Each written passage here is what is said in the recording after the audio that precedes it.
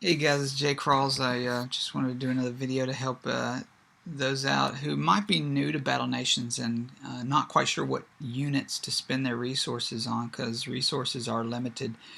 So the best thing to do is go to Battle Nations Wiki, and if you just Google search, type in the name of the troop, what it is, what the unit is, and then type Battle Nations. This should be the first or second thing that pops up on Google. So you want to see here, this is the level required for you to build this specific unit, and then your barracks level. You got to watch out for that. Just because your level is appropriate to allows you to build it, your barracks may not be at that right level, so you may have to spend more resources to level up your barracks to get to it. Immunities will show you, say if you're fighting sandworms and they like to poison your people.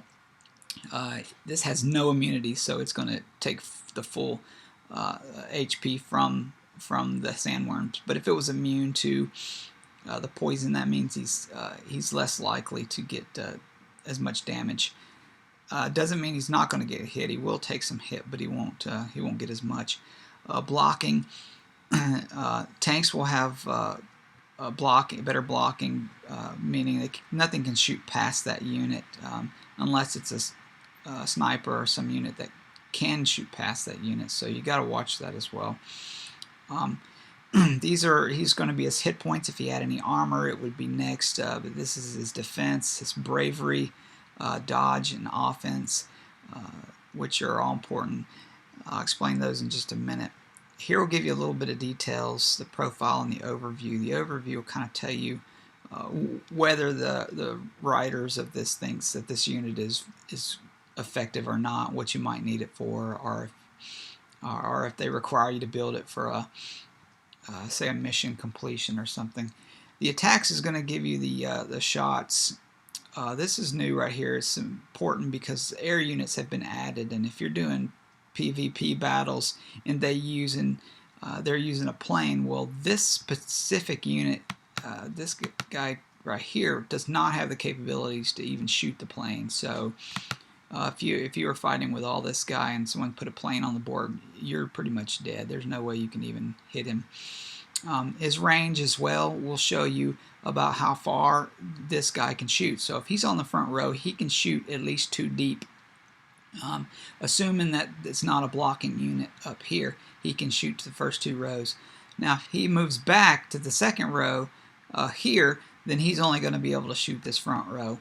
And if he's on the back row, he cannot shoot anywhere on the other board. So you need to consider his range as well. His ammo use, the cooldown period. So this guy's going to be able to shoot like every round.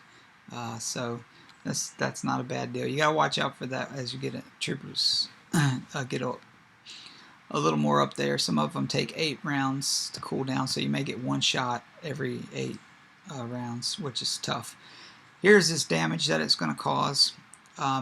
Note that you'll get a rank 1 will get between 20 and 26 hit points.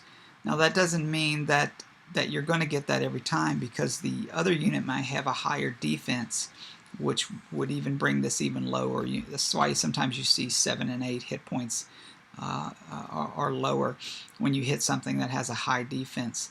And this is where your offense comes into play. The higher this number, the better off you are, because that's the less chance that the other unit's going to dodge it, and it's also meaning you get a better chance that you'll get within these within that damage. So when you scroll down the statistics, these are actually what requires the unit to level up. So this is how much SP points that you're gonna need. The hit points will go up, the bravery, all these things will increase. The ability shots is an important thing as well, because the unit may have 2 shots, but for the first 3 rounds, for the first 3 ranks, he's not going to be able to use but 1 at a time. So you'll have to pick which one you want him to use. But after rank 4, you'll get both of those shots available to you to use during the battle. These are going to be the resources it costs, how much time, gold, iron, and whether it's going to take any special things to rank up. SP rewards is what you're going to get, what kind of rewards you can look at getting when you defeat certain units. Your cost is another important thing that you need to see.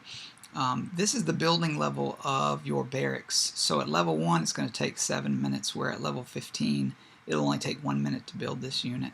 And also you'll notice the resources go down as well. So what takes 250 the first time only take 175 gold this next if it's a higher rank. That matters when you're talking about bigger, larger units. And this is the heal time. So you think about how long it's going to take when one of these units gets killed in the hospital. And this is a level 1 hospital. This is level 10. Now this is the advanced hospital over here, so it's just a little different. But they're giving you examples. Take 2 minutes with a level 1. 48 seconds with a level 10. And also notice the resources goes down as well for healing, so that's important. Let's say you're not sure about what something is. If you didn't know what defense is, or say, you could click on that and it'll take you to the page where it shows you about defense. See right here, it's giving you a little definition of what defense means. And then you can scroll down and look at what the different these different stats, weapon stats, what it's going to do for you with this particular unit, and maybe show you why you're not getting the hit points that you want to when you attack certain units. So that's a very good resource. I recommend you use Wiki. And good luck, guys. And if you have any other things that you'd like to know about, just hit me up with a message. And thanks.